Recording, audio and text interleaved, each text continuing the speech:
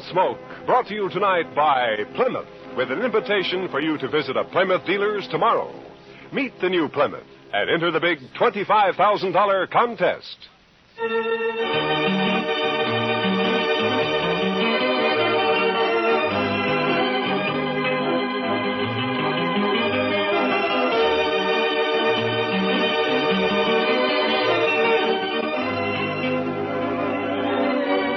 Throughout Kansas and in the territories on west, there's just one way to handle the killers and the spoilers. And that's with a U.S. Marshal and the smell of Gunsmoke. It's here, a new kind of low-priced car. The exciting 53 Plymouth, completely new, completely beautiful.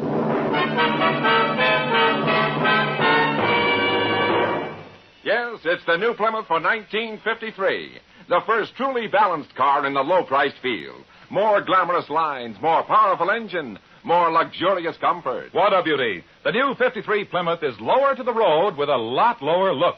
New color schemes and two-tone color harmonies available in all models. How does she travel? Man, Plymouth puts out the best ride in the business. Smooth as sailing, even in the back seat. And the Plymouth engine's been stepped up to 100 horsepower for pickup with plenty of flash. Visibility? Say, there's a one-piece curved windshield, a new type with no troublesome distortion, and you sit chair height in a Plymouth, so you get the full benefit of Plymouth's new down-sweeping hood. You really see right down in front of your car. Bigger side windows, too, and a huge wraparound rear window, so everyone gets a view as big as all outdoors. The new 53 Plymouth's an exciting car, any way you look at it. A great advance in car value at no advance in price. In fact, 4 new Plymouth models actually cost less than last year. So don't put off seeing it. Meet the new 53 Plymouth at your nearby Plymouth dealers. If you go in tomorrow, you may win one free in the big Meet the New Plymouth contest.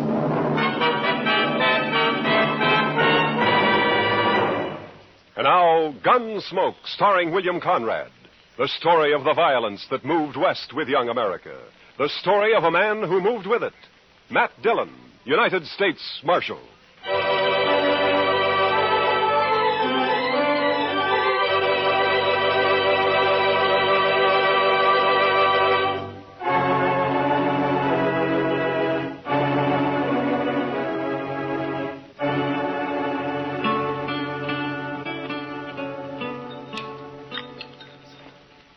The cook sure must have had a bad night, Mr. Dillon. Well, how do you figure that, Chester? Well, sir, I never saw so much chili pepper on a couple of poor eggs. He must figure everybody's got a hangover this morning. Almost everybody usually has of a Sunday around here. Well, now, I clean forgot all about it being Sunday. So that's why Jim Cobbit's all dressed up over there, huh? First time I've ever seen him with his hair combed in. Well, haven't you heard about Jim, Chester? He's going to get married. He's got his wife-to-be coming in on the train from back east today. Jim Cobbit? Yeah. Well, now, what sort of a woman would that be, Mr. Dillon, who'd come clear to Dodge City to marry a fellow like Jim? No, Jim's a good man, Chester. It's just that, well, living out on that homestead of his year after year has made him grow a little off-center, so loneliness will do that to a man sometimes. Morning, Marshal. Chester. Morning, Hank. Well, what do you think of that old goat Jim Cobbit getting himself hitched? It's a fine thing, I'd say. Well, Jim's no older than you are, Hank Lewis. Older, maybe. A lot less respectable. Now you're talking your usual nonsense, Hank. Am I, Marshal? What about Jim's first wife who disappeared off of that place he had up north on Hackberry Creek? Just plain disappeared, she did. Jim never explained that, and nobody ever saw her again either. Oh, you're worse than an old woman with your gossip, Hank. Jim's never done anything to you, Hank. Nothing except stake his homestead on the only spring south of the Smoky that didn't dry up. Cheated me out of it, that's what. He filed his claim 2 weeks before you did, Hank, and everybody knows it. Sneaked into town, that's what he did. Sneaked into town behind my back. Still telling your lies, ain't you, Hank Lewis? Now, you keep away from me, Jim. Keep away. I've never bothered you, Hank. But I hear you talking around Lyla. When she gets here, I'll hurt you. I'll hurt you bad. What is it you want to hide from her, Jim? Maybe that business about your first wife? All right, don't touch that gun, Hank. Not a move. You arrest him, Marshal. You saw it. Get up. Put him in jail now. I didn't touch him. Shut up. Now, you're just lucky you weren't killed. Now, you get out of here and stay away from Jim. It's his wedding day, and if I find you bothering him again, I'll throw you in jail. Now, go on, move. Fine all we got around here, man. Get packed up and happened. Sorry to make trouble, Marshal, but I won't hold for his making that talk around Lyla. Oh, forget it, Jim. Just keep clear of him for a while. What time's the wedding? About 3 o'clock. At least that's when the preacher said he'd come down. It'll be at the church, won't it, Jim? Well, no. The preacher thought maybe it'd be better to do it somewhere else. It's because of... Yeah, sure, Jim. Dodge City House would be a fine place, wouldn't it? That's just what I'd planned, Marshal. I brought a jug of corn in with me in case anyone came around, maybe. Jim, I wouldn't miss it for the world. I'm going to be there for sure. Yeah, me too, Jim. I certainly do enjoy weddings. I never got married myself, but I sure do like to watch. See you later, Jim. Sure, Marshal. We'll be there, Jim. Bye.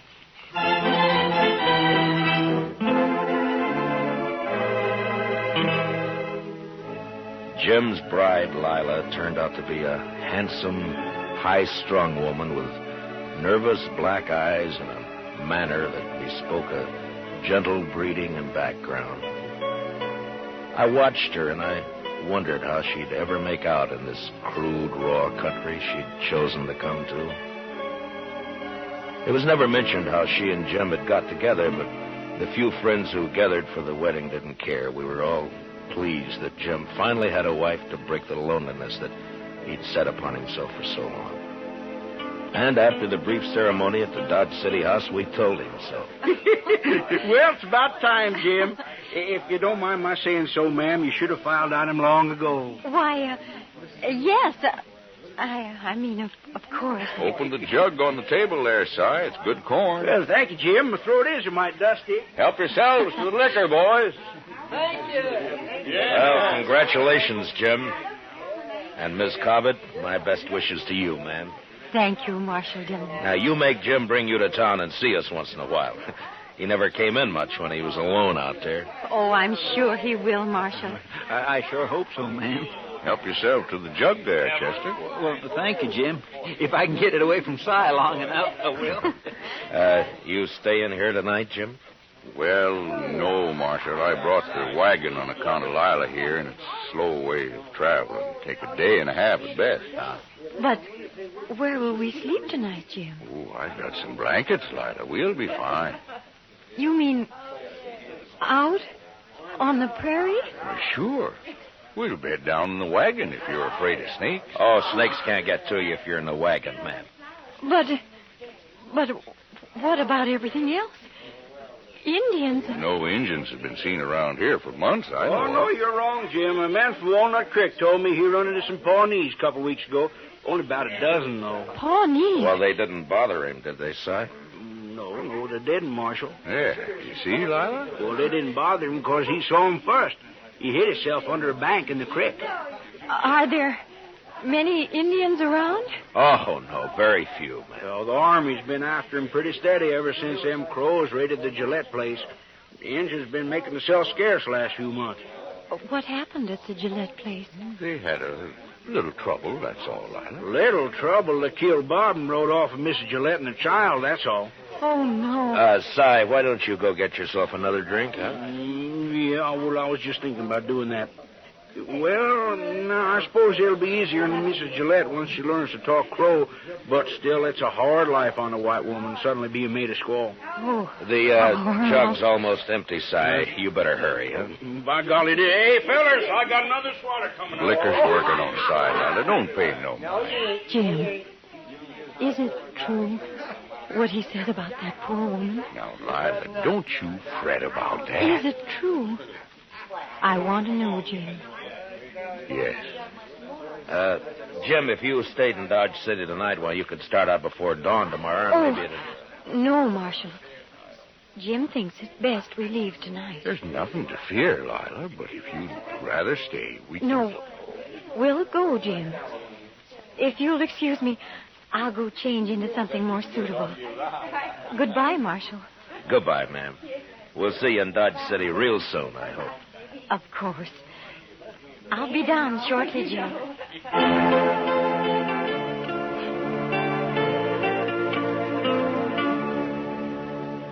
Maybe it was best that way for Lyla to face out her first night on the prairie, not far from Dodge. Nothing would bother him that close to town, and it'd make it easier for her on the next night. And they left. And that's all we heard about them for, a month or so. Dodge City was fairly quiet, except for 1 week when a Texas herd arrived. 2 boys were killed the next night, and another a few days after. But then things cooled off and became peaceable again. Hank Blues is in town, Mr. Dillon. Oh, no, Chester. Well, there ought to be a law against it, that's all. He said he was coming here to see you in a few minutes. Look, you talk to him, Chester. I think I'll go upstairs and pick on the doc for a while. Oh, he doesn't want to see me, Mr. Dillon. I'll send him up when he comes. Chester, no. Yes, sir, but he'll ask me where you are, sir, and then what am I going to tell him? Marshal, I want to talk to you. Well, all right, Hank. Go ahead, talk. You think I was lying about Jim Cobbit, don't you? Well, listen to this, Marshal. Lila's disappeared, too. What? I saw it with my own eyes. I saw she isn't there. What are you talking about, Hank? I'm telling you, Marshal, Lila's gone, just like Jim's first wife up on Hackberry Creek. She's plain disappeared. Well, go on. Well, I got a runty bay mare that's always running off, and I rode by Jim's place to see if he'd seen her. Jim was just sitting there, and he hardly paid me any mind at all. He was all alone, and when I asked him about Lyla, he just walked off, wouldn't say a word. Well, maybe she was just out on the prairie somewhere. Then she stayed a long time. I was back next day and still didn't see her. Stock's gone, too. When was this, Hank? About a week ago. Now, Marshal, I think you ought to get out... I do my own thinking, Hank. Well, all right. But you better get out there, Marshal. I've told you now. Yeah, you've told me, and you can forget it. Just stay away from the Cobbit place, you understand? All right, Marshal. I've done my duty. You better do yours. Goodbye, Hank. Well, Goodbye.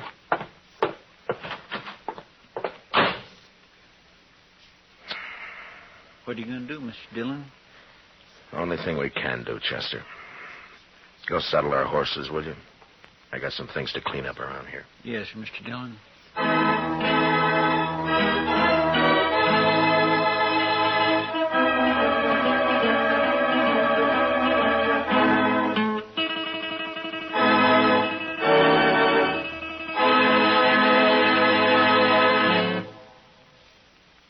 Big doings at all Plymouth dealers. Tomorrow, go in and meet the new Plymouth, the new kind of low-priced car. And enter the big $25,000 Meet the New Plymouth contest. All you do is look her over, compare, ask questions. There'll be people on hand to explain the new body design, new type suspension, new springing, how they combine to give you a ride that's unbelievably smooth. The first truly balanced ride in the low-priced field. Believe me, you'll be enthusiastic. So just transfer that enthusiasm in 50 words or less to a contest entry blank. Tell what you like most about the new, truly balanced Plymouth for 53. That's all there is to it, and you may win a 53 Plymouth or one of hundreds of cash prizes. But entries must be mailed by Monday midnight. So hurry, get an official entry blank containing all the easy rules tomorrow when you go in to meet the new 53 Plymouth. Now, the second act of Gunsmoke.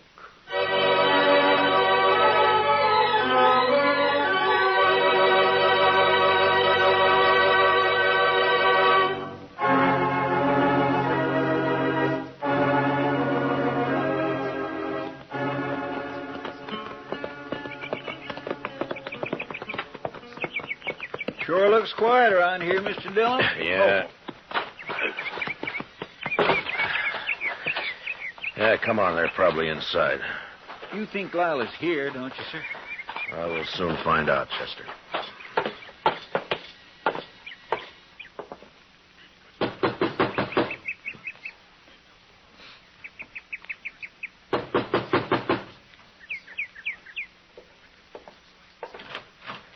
Hello, Jim. Well, hello, Marshal. Chester? Hello, Jim. Come in.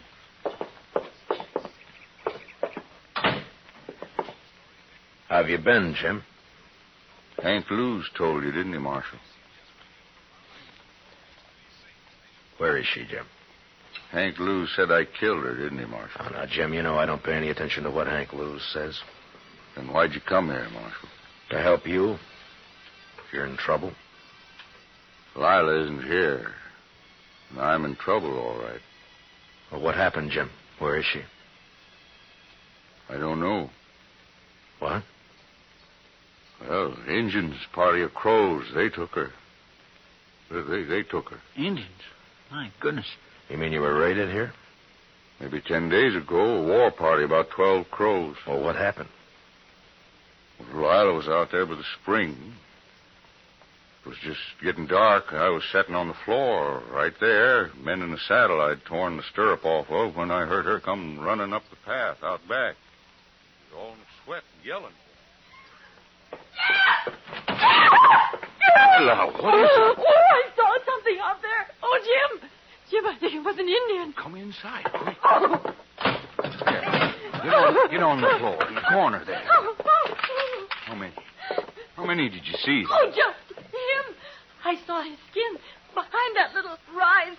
Oh, Jim, don't let him get me. Easy now, Lyla. Oh. Oh. Well, I don't see a thing out of this window. Take a look over here. Nothing. Must have heard you yelling. Oh, Jim, what'll we do? Stand them off, that's all. Oh, Wait a minute. There's one. oh no. Getting hard to see. Jim, the other side. They'll sneak up on the other side. Might be one behind that log out there. Oh, no. But we'll just wait. Oh. They'll get bolder in the dark. I can pick them off easy. Oh, Jim. Jim, they'll carry me off like they did that other woman. I can't stand it, Jim. Here. Take that 6-shooter. Yes, I will. I will. It won't take you while I'm alive. I promise you that, Lyla. Wait a minute. They're down at the corral. Oh, no. They're after our horses. That'll show them. Here he goes. There was one behind that log. Oh, Jim, I can't stand it. Yeah, they're sneaking up on us. We'll just wait. Let them get in the open. Oh. Wait till a little more. Then when they jump and run on us, I...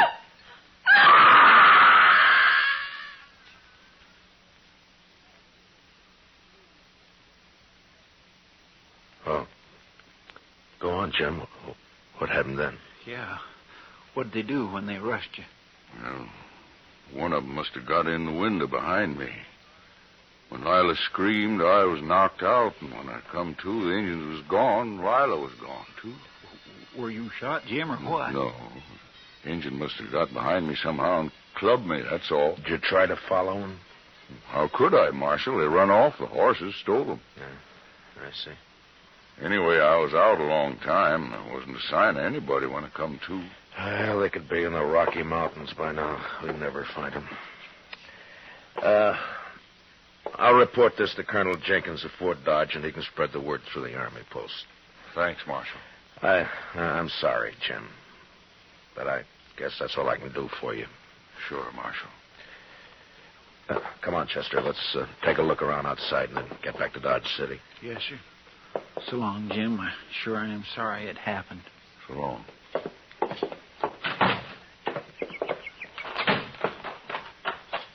Jim's pretty broke up, Mr. Dillon. Yeah. That's terrible. And her a squaw now. Yeah. My, aren't those pretty, Mr. Dillon? What? Hey, that bunch of columbine there, growing right in a row. I think I'll just put one in my hat. No, wait a minute, Chester. Huh?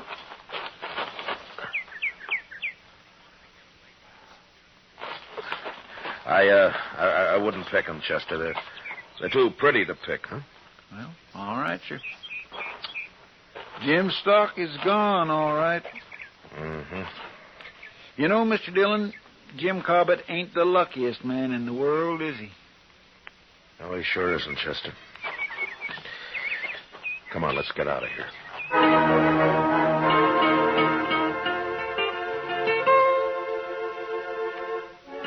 It was the day after we got back to Dodge City that the trouble started, as I expected it would. Chester spread the story about the Indians kidnapping Lyla Cobbit, and it wasn't long before some of the men began to question it. And a group of them, headed, of course, by Hank Lewis, came to see me. Marshal, we want to know when you're going to arrest him. Hank, it'd be better if you'd let somebody else do the talking. Your record against Jim Cobbit's pretty strong. Marshall's right, Hank. You always did talk too much anyway. I want justice done, that's all, and I mean to get it. Oh, shut up, Hank. Marshal Hank sort of talked us into thinking you don't aim to do anything about Jim Cobbit. Is that true? Well, what's your idea, Merritt? Well, go out there and arrest him and find Lila's body if you can. You think Jim murdered her, is that it? Looks that way. You sure don't believe his story, do you, Marshal? No, not all of it. Jim did her in just like his first wife, that's what. It's a sure thing Marshal no Injuns would have stolen the woman and left Jim lying there without scalping him. Injuns just being made that way. Merritt, I don't know what happened out there, but I'm going to find out. Then what are you waiting for, Marshal? The doc. The doc? What's he got to do with this? Well, Miss Prillifew had a baby this morning. The doc was up all night, and he's sleeping today. We're going to ride out to Jim's tomorrow. Well, I don't know what you need the doc for, but we'll wait and ride out with you. You won't ride anywhere, Hank. When I need a posse, I'll ask for it. I don't want a single man of you anywhere near the Cobbit place. Is that clear?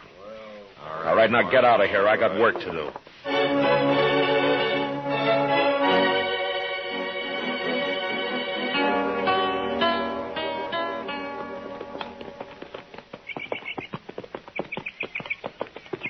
It's a mighty lonely-looking place, Matt.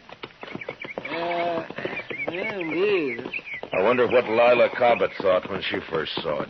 She must have been mighty fond of Jim to come here at all, seems to me. Yeah. Well, I hope Jim's still there. Isn't that him there? Down by the corral there, isn't it? Oh, yeah. He's got a new horse. Oh.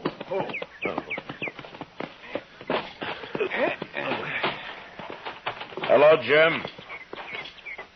What are you doing here, Doc? I had to bring the doc, Jim, to perform a sort of autopsy. Autopsy? On Miss Cobbit. It's necessary, Jim, or I wouldn't do it. Marshal? Now, don't do it, Jim. You wouldn't have a chance. No.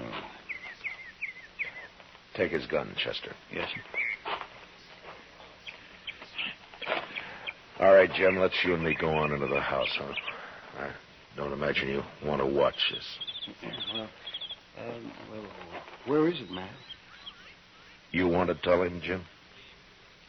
Over there, under that row of columbines. Well, So, that's why you wouldn't let me pick any, Mr. Dillon.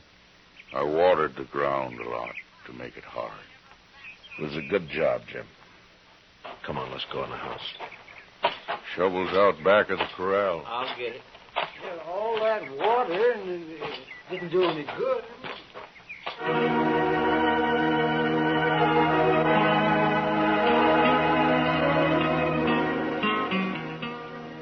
In the house, Jim sat with his back to the wall, his hands clasped tightly across his knees. He was so gaunt and leathery that I wondered if he'd bothered to eat anything at all since this had happened. He just sat there as if waiting to be sentenced and not caring very much one way or the other. Finally, Doc and Chester were finished, and they came into the house. We put her back, Jim. Right where you had her.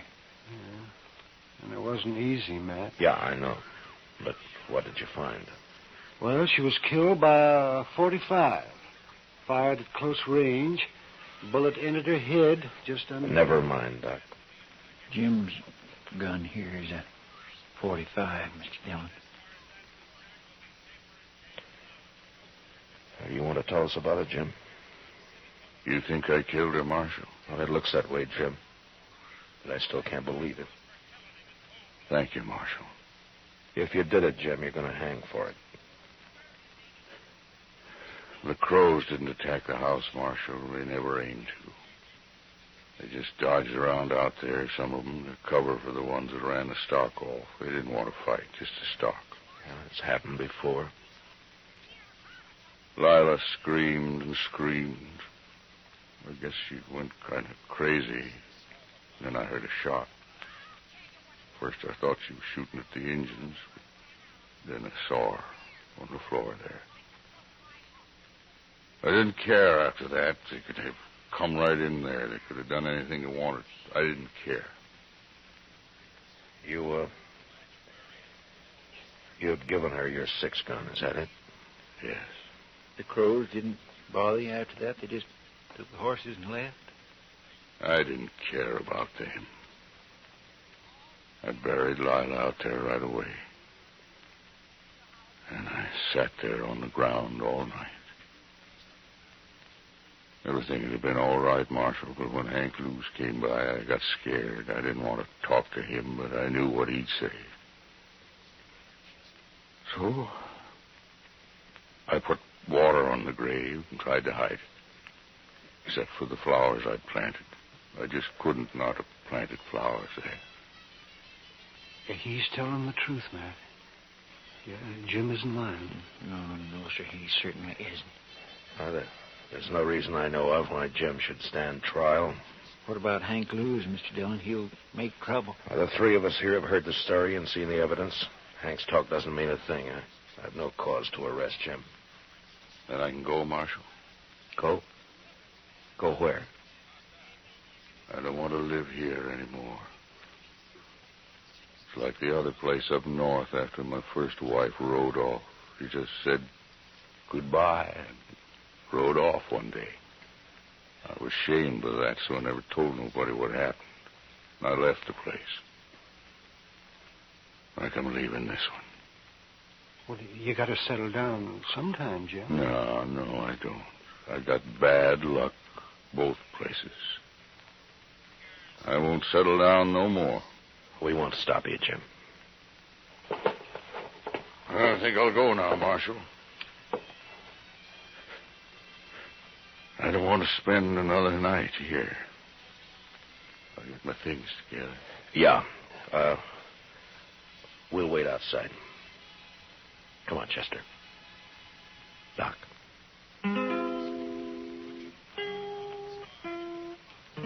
A half hour later, Jim was packed and ready to go. Silently, he shook hands with each one of us and then mounted and rode off. Yeah, the Prairie had dealt hard with Jim Cobbit, but the man was too tough and dry not to survive somehow. He wouldn't try again to be happy, but he'd live. He'd make his way. We watched him disappear while the sun went, and the land cooled and became still and quiet.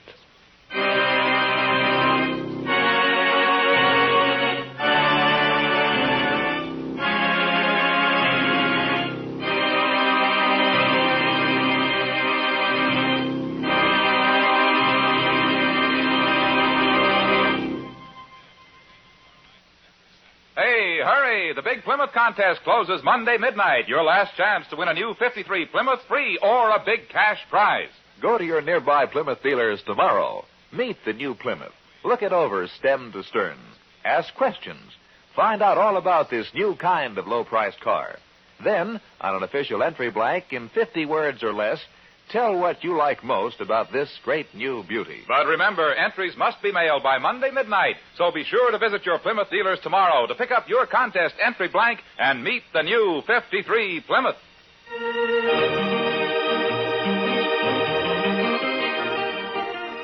Gunsmoke, under the direction of Norman MacDonald, stars William Conrad as Matt Dillon, U.S. Marshal. Tonight's story was specially written for Gunsmoke by John Meston, with music composed and conducted by Rex Corey. Featured in the cast were John McIntyre and Jeanette Nolan, with Paul Dubois, Jack Crucian, and Harry Bartell. Parley Baer is Chester, and Howard McNear is Doc. Gunsmoke was brought to you by Plymouth, along with a reminder that you visit your Plymouth dealer tomorrow and enter the Meet the New Plymouth contest. Remember, entries must be mailed before Monday midnight. Clancy Cassell speaking.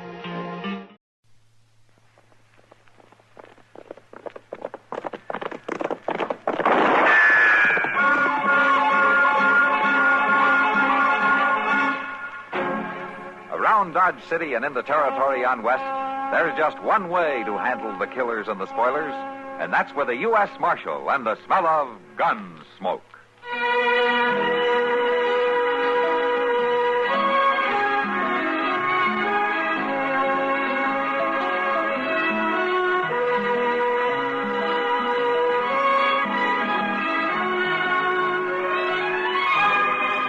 Gunsmoke, starring William Conrad.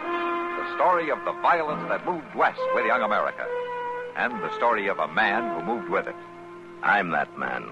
Matt Dillon, United States Marshal. The first man they look for and the last they want to meet. It's a chancy job, and it makes a man watchful. And a little lonely.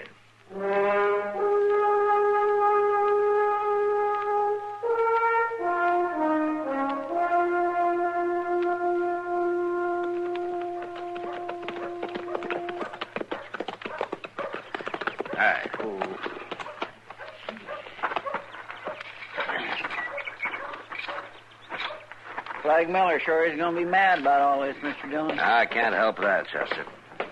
He's coming up the street right now, some of his men. Yeah, I see him. Get the keys, will you?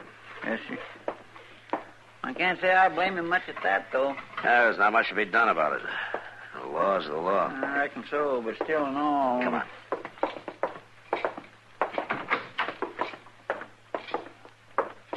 That you, Marshal? Yeah. When am I going to get out of here? Right now, Grody. All right, unlock it, Chester. Yes, sir. So you finally come to your senses, huh? I didn't decide anything one way or the other, Grody. It's a court order from Judge Bent. Well, at least he had gumption enough to clear me. Now, you're not cleared exactly. He just ruled that there wasn't enough evidence to bring you to trial. There wasn't no evidence. Except for them lies Flag Miller's girl told. Now, come on, Grody. I'll give you your gun back. Marshal? All right, Flag. Just hold your horses. Now, you watch your temper, Grody. He's going to be pretty upset. He ought to be firing me the way he done.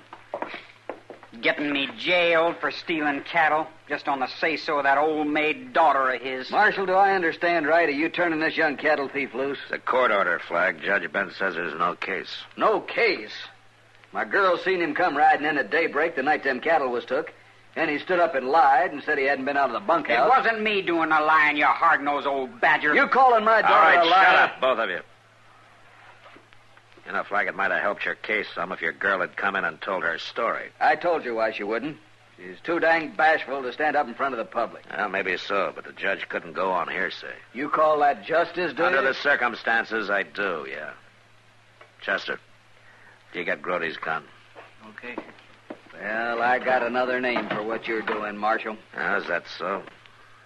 No, thanks, Chester. There you are, Grody. Much obliged, Marshal. I call what you're doing aiding and abetting an outlaw. What are your plans, Grody? I don't know. Hire on at some other ranch, I reckon. There ain't a rancher in Kansas that's going to take on a branded thief, and I'll see to it that they know all about you. Flag, you better rein in that mouth of yours. All right, take it easy, both of you. He shuts up, he won't be bothered. Yeah, but he's right, Grody. You're not going to find a job around here. I wasn't convicted. You weren't cleared either. You telling me to ride out, Marshal? You think of a better idea? Maybe you're right. And maybe I don't care to live around this big-mouthed bull snake anyhow. Maybe I will ride out. And good riddance. You've been lucky, Flag. Real lucky. Don't push it too far. I catch you within 10 miles of my place, I'll put a bullet through you on sight. All right, that's enough, Flag. The kid's leaving. There's no call to get mouthy. I'm just warning him.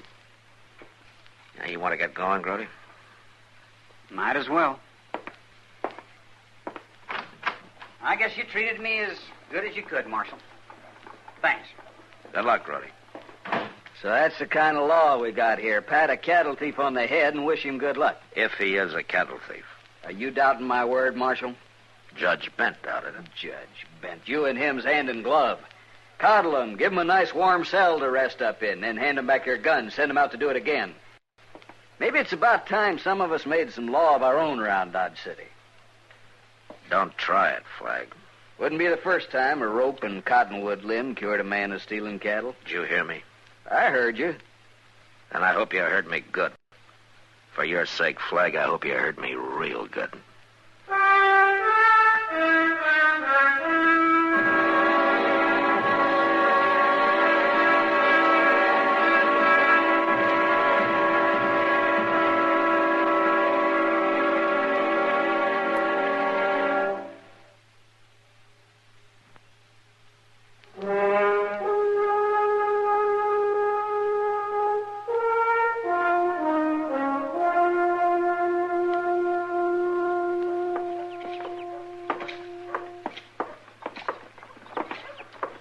It sure beats me, Mr. Dillon. It's like them cattle just disappeared into thin air. Well, that's awful rough country south of Flag's place. Must be 100 or more draws and gullies where you could hide 50 head of stock. I'd swear we covered them all these past few days. Yeah. It looks like we'll have to try here in town and see what we can turn up. Matt! Oh, Matt! Wait a minute. Oh, what's old Doc carrying on about now? I don't know. I'll see what he wants. So you go ahead and start doing what I told you. All right, sir. See you later. Now, what's on your mind, Doc? Say, Matt, what's this I hear about you running young Grody Beck out of town? You're behind the times, Doc. That was 3 days ago. Oh, well, I've been busy. Sorry to hear it, Matt. You're sore because I ran Grody out of town. Flag Miller's sore because I coddled him. Well, the truth is I didn't do either one, Doc. Anyway, when did you start taking up for Grody? I like him. He's a good kid. You know, he helped set a broken leg out at Flag's ranch a couple of months ago. You can tell a lot about a man when you work with him like that. Yeah? Can you tell whether he'll rustle cattle or not? There wasn't a thing against him except that fool girl claiming she'd seen him ride out that night. And then she wouldn't even show her face in town to tell the judge about it. Well, she's bashful, Doc. Bashful, confounded man. If it's got to do with an outlaw or a killer or such like, there's nobody better than you. But when it comes to women, you haven't got the sense the good Lord give a rabbit. Oh, what are you talking about? Why, anybody with a half a brain would know why that girl lied. How do you know she lied at all? How did it... Marshal, I've been looking for you. Hello, Flag. What's the trouble? I lost another 100 head of cattle last night. Oh? Well, then Grody Beck wasn't guilty after all, was he? You're saying that. I'm not. Be kind of hard for him to steal cattle last night when he rode out of Dodge 3 days ago. He may have rode out, but he didn't ride far. What? He was seen on my range this afternoon. Now, look, Flag, it's possible your daughter's mistaken. It wasn't my daughter that seen him. It was two of my riders. Or maybe you're claiming we're all a bunch of liars. I know that boy, Flag, and he's not a thief. Why don't you stick to doctrine and leave the law to them that can handle it? Suppose you take that advice yourself, Flag. Marshal, I already seen what they expect out of you. Leaving it up to you and Judge Benz cost me another 100 head of stock. So now I'm aiming to use some of my kind of law. There's only one kind of law here, Flag. It's got nothing to do with some riled-up, brainless mob. Got nothing to do with much of anything, as far as I can see. They may be slow sometimes. And they may have loopholes. Temporary ones, anyhow. But you know, it's got one thing that your so-called law never has. It's got a margin to take up the slack. A chance to back up and change a mistake before it's too late. Grody Beck's had all the margin he's going to get. That's no proof that Grody took him. And just what was he doing on my range? Well, it's just possible he was looking for some way to clear himself. But I'll know that when I find him and talk to him. You better find him in a hurry if you're aiming to talk to him. I better find him able to talk, Flag. If I don't, it's going to be the sorriest day of your life.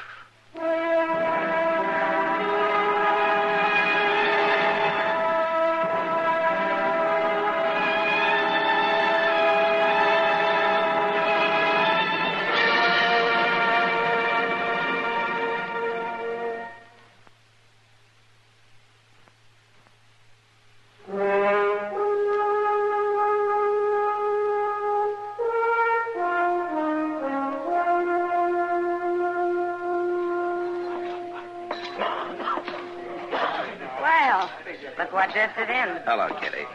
Here, Matt, pull up a chair. Ah, thanks. Where you been for the last 3 days? Trying to find out who stole Flag Miller's cattle. Any luck? No, not yet. Chester around? Yeah, he's in that poker game over there in the far corner. Oh, yeah. He's been acting real funny, Matt. The last hour and a half, he sat in on every game in the house. He stays 10 minutes or so, and then he moves on to another table. Well, I told him to. What do you mean you told him to? Well, just that. Oh. Has it got anything to do with those cattle? Yeah, I hope so. By the way, Kitty, Doc claims that Miller's daughter was lying about Grody Beck. Of course she was. Well, why did she do it? Matt, when it comes to women, you haven't got the sense the good Lord gave a rabbit. Oh, so help me, Kitty, if I Now, could... look, Matt. Grody is a very handsome young fellow, right? Well, I suppose he is. I don't know. Well, he is. You take it from me. And every girl in town knows that he could have his pick of them. All right, so he could have his pick. What about the Miller girl? Her looks, I mean. Well, she's not exactly the prettiest girl. Say it right out. She's as homely as a mud fence. She's never had a man look twice at her in her life. You ever seen her in town on Saturday, the way she follows Grody around? No, I never noticed it particularly. Well, I have. So there you are, Matt. There I am what, Kitty? Hell hath no fury like a woman scorned. I know. Are you claiming that she lied to get Grody into trouble just because he wouldn't have anything to do with her? It's been done before. Well, maybe, but... Look, there's another thing now. Grody lied about leaving town. I just found out he's still here. Yeah, well, I knew he was planning to stay. He stopped in here the day you let him out of jail. Just to talk. He has some crazy idea of clearing his name. It looks like you know more about this than I do. He's a good boy, Matt. He didn't steal those cattle. Mr. Dillon, could I see you a minute? Yeah, what is it, Chester? Well, I think maybe I spotted somebody. Fellow at that table over where I was just playing that. Name of Pete Crow. Well, he's got an awful lot of cash for a man that looks as raggedy as he does. Pete Crow, huh? Do you know him, Kitty? He's been in here the last 2 or 3 nights. Like Chester says, he's free with money. He pays for everything with $5 gold pieces. Gold pieces? Mm-hmm. Well, that's what those cattle buyers from the strip pay off with. Oh, really? Then he's sure enough your man, isn't he? And I'm sure gonna find out soon, Kitty. Watch him, Matt. He carries a knife in the back of his shirt. He knows how to throw it. Thanks. Chester? Yes, sir. Well, if there ain't none of you fellas got the guts or cash to stay in the pot, then toss in your hand. The bet's on the table, boys. Been there long enough. Crow, I want to talk to you. Well, go ahead and talk, Marshal. Nobody's stopping you. Let's move into that game room at the end of the bar there, huh? Sorry, I'm too busy right now. Chester, will you step behind him and take that knife out of his shirt? Yes, sir. Keep your hands on the table, Crow. I got it, Mr. Dillon. All right, Crow. Get on your feet.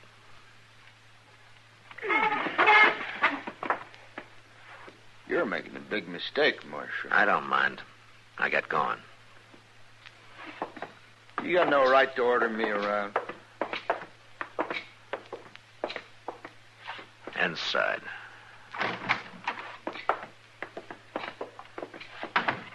What do you think you're doing, anyway? I want to know where you got that money you've been tossing around. I figure that's my business. Sure. And your business might be cattle rustling.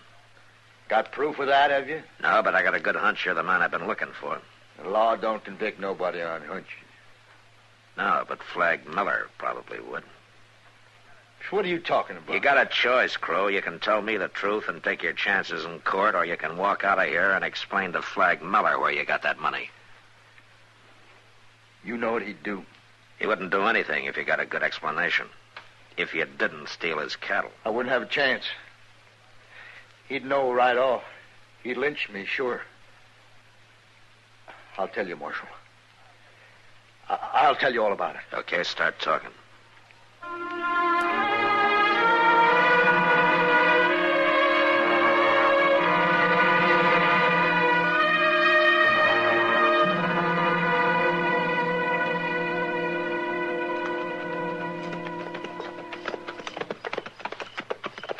That must be them, Mr. Dillon.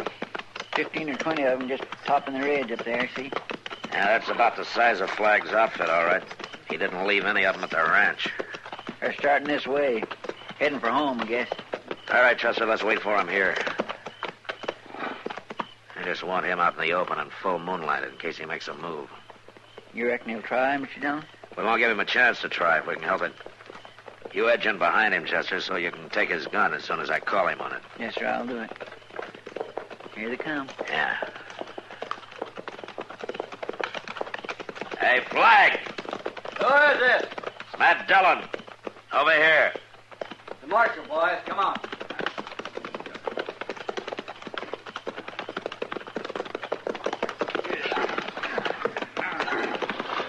You're riding late tonight, Marshal. No later than you are.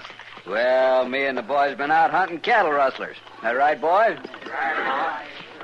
I've been hunting the same kind of game, Flag. Now, what's more, I caught one. You what? We rode out here to pick up his partner. Whose partner? Who are you talking about? Your foreman there, Flag. All right, don't try it, Hawkins. I'll take that gun, Hawkins. What are you trying to pull? Are you claiming my own ranch foreman was partners with Grody Beck? Grody Beck wasn't in on it. It was only your daughter's wild story that tied him in the first place. Hawkins' partner is a man named Pete Crow. I got him locked up in Dodge. I ain't never heard nobody named Pete Crow. Yeah? That's not the way he tells it. And he's lying. He says the two of you had run the cattle off into the river bottom during the night. And he'd hold them there for the buyer to pick up the next day. I tell you, I don't even know the man. He knows you, Hawkins. He's lying. Yeah, well, he wasn't lying when he told me where you had your share of the payoff hidden. Chester and I just found it in the mattress of your bunk. Now, Flag, do you believe it now? It wasn't just them two alone, Marshal. Grody was in on it, too. No, you're wrong, Flag. Grody had nothing to do with it. Pete Crow told me the buyer was to pick him up tomorrow. Crow and Hawkins had him pinned up in a dead-end gully in the river bottom. But we caught him tonight with the cattle. Grody's been trying to clear himself. He probably found him and was driving him back to your place. That's what he claimed. Marshal, I guess you were right. You said this could be the sorriest day of my life. What are you talking about? When we caught Grody with the cattle, we hung him.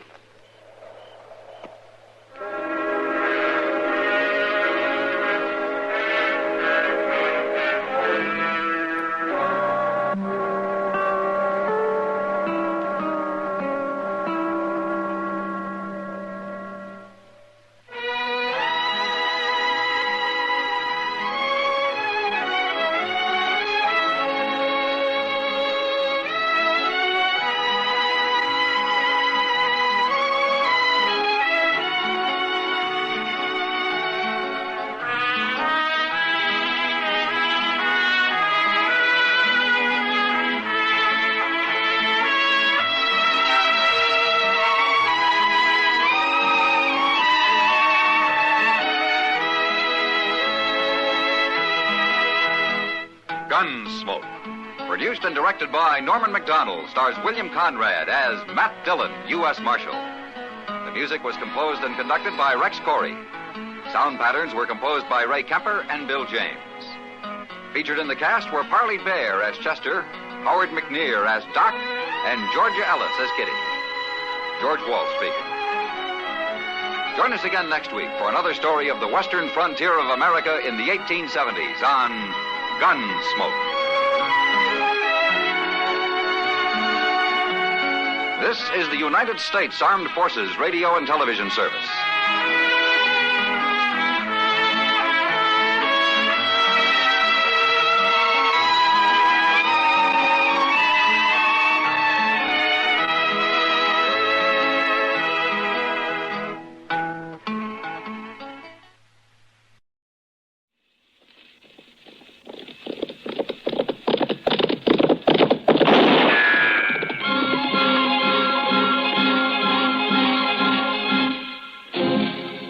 Around Dodge City and into territory on west, there's just one way to handle the killers and the spoilers, and that's with a U.S. Marshal and the smell of Gunsmoke.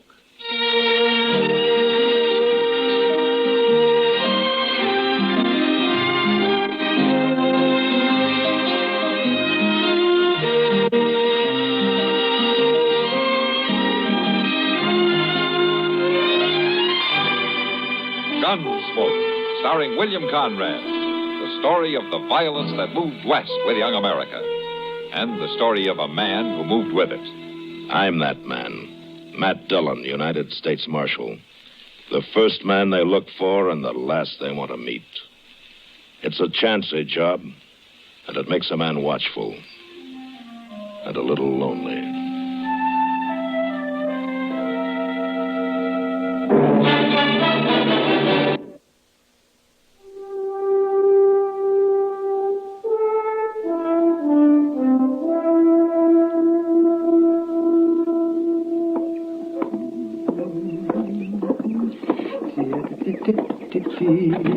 Oh, Matt.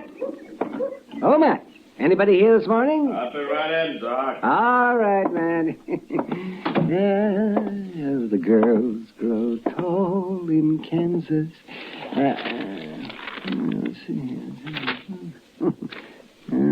Poor man is so busy. The girls grow tall in Kansas. That's a poor way to start the day, Doc. And what's a poor way to start the day, man? Getting up in the morning. Well, I'm not going to talk to you. Where's Chester? I'd rather talk to him. No, he's due back any time now.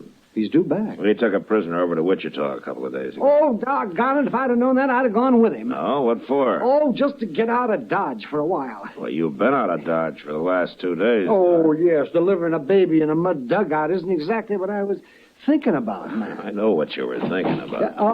Morning, Mr. Dillon. You're back, Chester. Well, how was Wichita, Chester? A big town, Doc. Real big. But I wasn't there long. Oh. The Santa Fe going east got there at noon. The next one coming back here left at 2 o'clock. Well, you could have stayed another day, you know. Heavens, yes. Why didn't you? Oh, how often does a man get a chance to have a little fun? Well, I would have, but the sheriff there had some news he wanted me to tell to Mr. Dillon.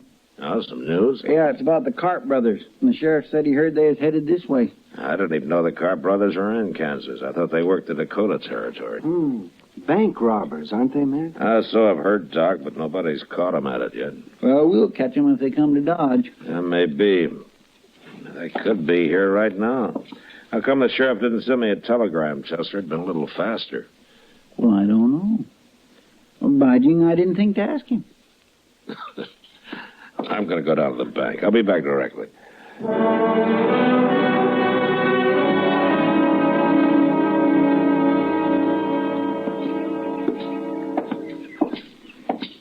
Good morning, Kitty. Oh, hello, Matt. You're up early this morning. I went to bed early last night. Oh, where you headed? Delmonico's. I heard they got some fresh eggs in. You're spoiled. But I'll go with you if you like. As I could find, Matt. Well, I got to see Mr. Bodkin at the bank here first. Why don't you go on ahead and I'll join you, huh? Well, how long will you be? Oh, just a couple of minutes. Oh, well, then I'll wait in the bank for you. Okay. But if you're longer than a couple of minutes, you can find me at the restaurant. I'm feeling pretty healthy this morning. You ought to go to bed early every night. If I did, I couldn't afford breakfast. The place is deserted. You must be the only people up in Dodge, except for the cashier. Maybe you ought to wait till after breakfast, Matt. No, Kitty, I'm afraid this business has waited too long as it is.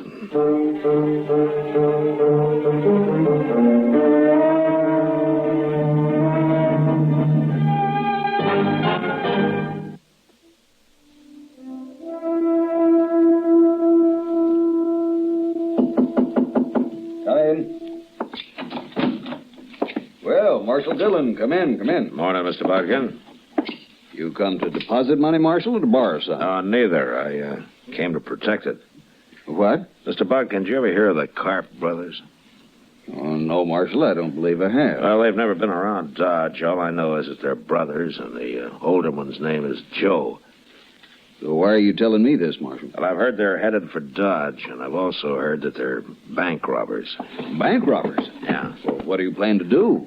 Well, I can't hire deputies until after a crime's been committed, Mr. Bodkin, but if you'd like to, it might be a good idea to let a half a dozen of them loaf around here for a while. Certainly, Marshal. I don't mind a little expense. What's that? That's them now. Where's my gun? Don't shoot or we kill the woman. We're not shooting. They've killed the cashier. Hank, get around there and start filling that sack. Okay. All right, lady. You walk in front. Either one of you tries something, she dies. He's coming this way, Marshal. Shoot him. Don't be a fool. Kitty's in the way, and besides, he's got a gun in her back. They're robbing my bank. Will you shut up? Yeah. Well, I'll be. I caught the marshal himself, or I will have as soon as I get his gun. I don't move now. I'm not moving. That is the first time I ever disarmed a lawman. Feels good. Joe Carp? How'd you know my name? Well, I heard you were headed this way, Carp, but I didn't hear it in time.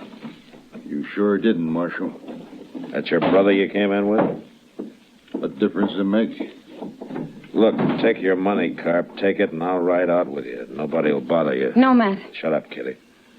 Oh, I see. Nobody will shoot at you if I'm along. Not while we're in Dodge, maybe, but we'd be followed. All right, then take me with you as far as you like. No, Marshal. We'd be followed anyway. I got a better idea. We're taking her. Kitty. Don't do it, Carp. Of course I'll do it. The first sign I see we're being chased, whoever it is going to find Kitty laying right in the trail, fresh killed. And if you don't think I'll do it, I'll tell you something. First person I ever killed was a woman. So don't let nobody follow us. Nobody else will follow you, I promise you that. I hate to lose such a pretty girl. Matt, it's all right. Sure, Kitty. Come on, Joe, let's get it. You go in that office and sit down, Marshal. Hank's got the money ready and we're leaving. So long, Kitty. So long. Marshal, if I do shoot Kitty, I promise you one thing. What? I'll do it with your gun.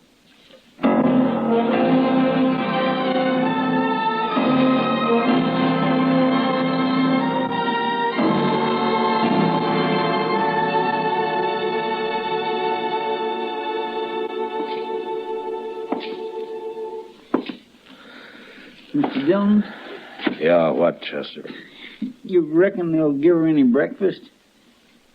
I don't know, Chester. Oh, dear. People don't need much food, Chester. They can go for days without any at all. I know that, Doc, but, well, Miss Kitty just ain't used to it. It's water people need, and they'll have water. They will if they took any with them. It's mighty dry out on the prairie this time of year. Oh, it's not that dry. Any fool can find water sooner or later. Sure he can if he followed a buffalo herd long enough. A week, maybe. There's other ways, Chester. Like what? Did you ever hear of a divining rod? Oh, what's outlaws doing with divining I wasn't rod? talking about outlaws, Chester. Well, what was I you was just talking talking, about? can a man talk? Chester. Yes, sir. I guess we've waited long enough. They must have covered 3 or 4 miles by now, huh? Yes, sir. Everything ready? Everything I could think of, Mr. Dillon. Let's get going, then. Good luck, Matt. Oh, thanks, Doc. Keep an eye on things, huh?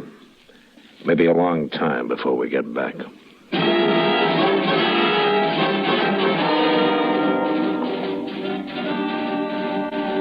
From the bank window, I'd watched the Carp brothers ride north out of Dodge. So Chester and I started in the same direction. And on the other side of the Arkansas, we picked up their trail and followed it easily all morning.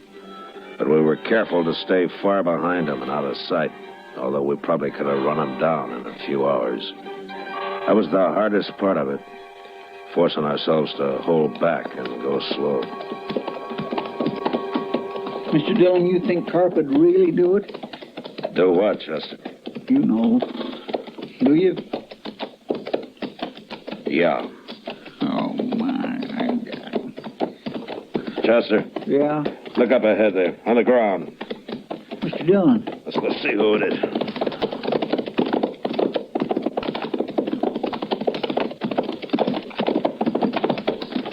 It's a man, Mr. Dillon. Must be some cowboy. Yeah, he's been shot.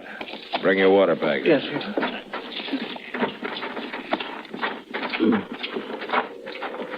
He's still breathing. Yeah. Here, let me have that. You want a drink? You thirsty? Drink. Some water. Here.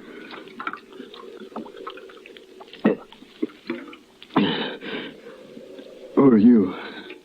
I'm Marshal Dillon from Dodge. Tell me what happened. Marshal? And I was right. Right? Them 2 men. And that girl. Hold my head up, Marshal. Yeah. There you are.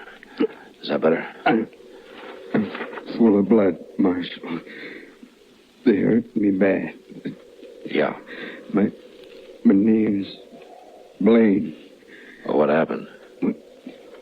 Them 2 men, Marshal. You're after them, Mitch. I'm after him. I seen them. And I rode up. And then I asked them who they was. And they didn't like that. No. I knew something was wrong. That girl and all. But I ain't no gunman. They shot me right out of my saddle. Both of them at once. We'll get them, Blaine. If that's any help to you. It don't matter now. But that girl shouldn't be with him. Could you hear them? Did they say anything? Something about a cabin. A cabin? Look, Blaine, my partner here, Chester, he'll stay with you. Sure, I will. I'll take care of you, Blaine. Thanks. Won't do no good. You better go help catch him, fellas. I'll handle him. Take whatever you want off my saddle, Chester, and get a fire going here, huh? Yes, sir. You're going to be fine, Blaine. So long.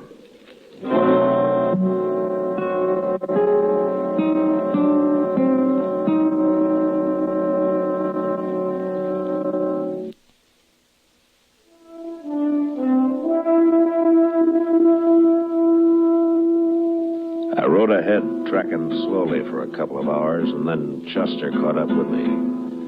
He looked at me for a moment, and then without saying a word, we continued on the trail across the prairie. We traveled in silence until dark, and then we saw a cabin. I couldn't chance going up to it, so we unsaddled and turned our horses loose and crept into a little draw about 100 yards away and got down and waited. And we waited all night. Dawn came, and the sun, hot as ever. Anything never coming out of that cabin, Mr. Dillon? Sooner or later, Chester. Look, they got a fire going now. Smoke coming out of the chimney. Breakfast, I am so hungry. Well, a man could get along without food, Chester, like Doc said. Well, at least Miss Kitty's going to get something to eat. Yeah. Mr. Dillon, what in the world are we going to do? Right now, there's nothing we can do but sit here and wait and keep quiet. You know what'll happen if they find out we're out here. I know. But I ain't thinking about it. Hey, you better get back down now. I'll stay up here where I can watch. Yeah, but they can see you, Mr. Dillon. No, I got a little bunch of buffalo grass in front of me. It's enough. Yes, it sure is getting hot. Just be sure and keep your voice low. I will. You know, if it wasn't for them in the cabin, it'd be awful peaceful out here, wouldn't it? Yeah, it would. Mr. Dillon? What? Rattlesnake. She's behind you on top of the hole, about 5 foot back your head. Chester. Yeah. Whatever you do, don't move. She's a pretty big one. Maybe 3.5, 4 foot. Now, look, how far are you from him? Far enough. Unless he uncoils and moves up. All right, just keep very still. He may go away. He ain't about to go away. Did you just move? My hand, just a little. Well, don't do it again. Mr. Dillon, he's stretching out. He's moving. What? Which way? Toward you. Steady now. He stopped. He's coiling again. Chester? Yeah? If that snake strikes at me, don't yell. They'll hear you at the cabin. Just Start thinking about it now. If he strikes, you close your eyes and stop breathing. Do you hear me? Well, I'll try, Mr. Dillon. Well, you do it, you understand? Yes, sir. He's looking at me again. You moved, Chester. You must have. I got my rifle aimed at Would him. you stop it? Would you get your finger off that trigger right now? Well, I can't sit here and just watch that rattler If you strike. shoot Kitty, you'll die. Don't you know that? I didn't move, Mr. Dillon. Honest, I didn't. Wait a minute. I got an idea. What? Chester, you chewing? What? Chewing. Chewing? Oh, tobacco? Yeah. No, sir, but I got a fairly fresh quid in my shirt pocket. Okay, we'll chance it. Get that quid into your mouth, but do it slow and as steady as you can manage it. Once you start moving your hand, don't stop. You understand? All right, go ahead. Okay. I already got my fingers in my pocket. There it is. Slow and steady now. I'm trying. Here. It's in my mouth now. All right. Now, juice it up, huh? Get a big mouthful. I am. All right, Chester, I've heard you brag about how good you can spit. Can you hit that rattler from there? Mm-hmm. Maybe. Okay, do it. But I only got one shot. I can't make it. I just can't do Wait it. a minute, Chester. You got a mouthful? Yes, sir. All right. Take your time now. Move and make him look at you, and then you sputter him right in the eyes. Okay. Go ahead. Snake? Hey, Snake. Look. I got him, Mr. Dillon. I got him. He's leaving. There he goes. He's gone. It worked.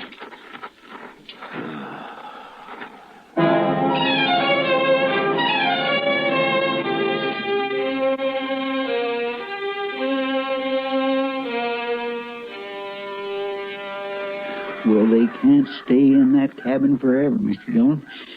They'll die of the heat cooped up in there. It's only about 10 o'clock, Chester. Oh, my. I hope they gave Miss Kitty some breakfast. Chester? Mm-hmm. Look, the door's opening. Are they coming out? Get your rifle. Take it easy now. It's Miss Kitty. Yeah. Joe Carp's behind her, and there's his brother. They're all outside now. What are we going to do? You're going to have to kill him, Chester. You mean just shoot them down from here, cold-blooded? Well, how would you want to do it? I'm ready, Mr. Dillon. All right, then take the one on your side. I'll take Joe. Miss Kitty's standing awful close to him. Yeah, I know she is. When I say hold your breath, you do it. Then you count to yourself 1, 2, 3, and then fire. I'm set. All right. Hold your breath. All right, come on, let's go, Chester.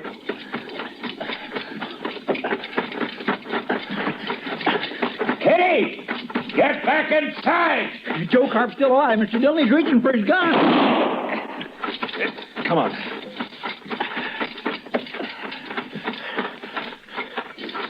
They're dead. They're both dead now. Okay, Kitty. Are you all right, Kitty? Good to see you, Matt. You too, Chester. I said, are you all right? Shot them down like dogs, didn't you? Yeah, you bet we did. Thank you, Matt. Matt. Here. She fainted, Mr. Dillon. It's a good thing you caught her. Yeah. I'll carry her inside, Chester. Come on, we'll get some breakfast going. They probably didn't feed her after all.